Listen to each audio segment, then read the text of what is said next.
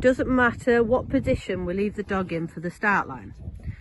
So we can leave them in a sit, or we can leave them in a down, or we can leave them in a stand.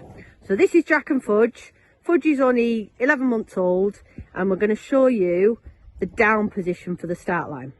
So Jack is going to get Fudge's attention, ask her for the down. Fudge, down. And then he's going to feed her multiple treats in the position of the down.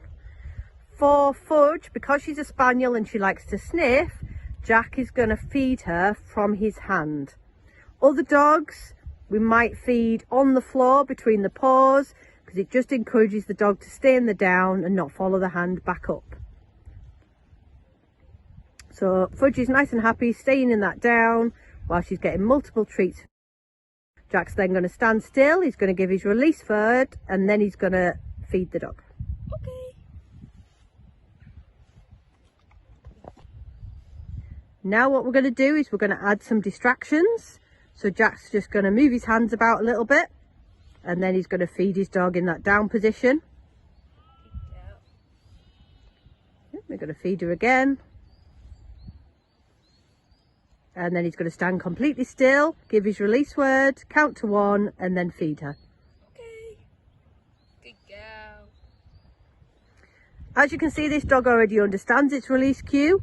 If the dog doesn't move, we're not going to repeat the release cue. We're just going to count to that 1 in our head, and then we're just going to throw a treat just a short distance away, just so the dog gets out of that position and follows that treat. As soon as the dog's getting up during that pause by itself, we can then start to feed the dog from the hand, so they're not getting as excited about the release cue.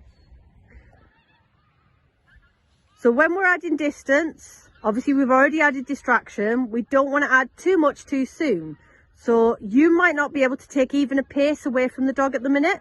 You might just be shuffling your feet side to side. So Jack, if you can just shuffle your feet side to side, just gradually, and just go back right in and feed the dog. Yeah. So even less. So we're just going to shuffle our feet once and straight back in to feed that dog.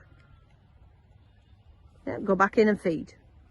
So if the dog does move when we start to put some distance in, don't worry about it. Just reset the dog and we'll start again. Once you've built up your distractions, once you've built up your distance, you should be able to leave them quite a distance. So Jack's going to leave her by 2 or 3 strides, and then he's going to go back and feed her multiple times in position.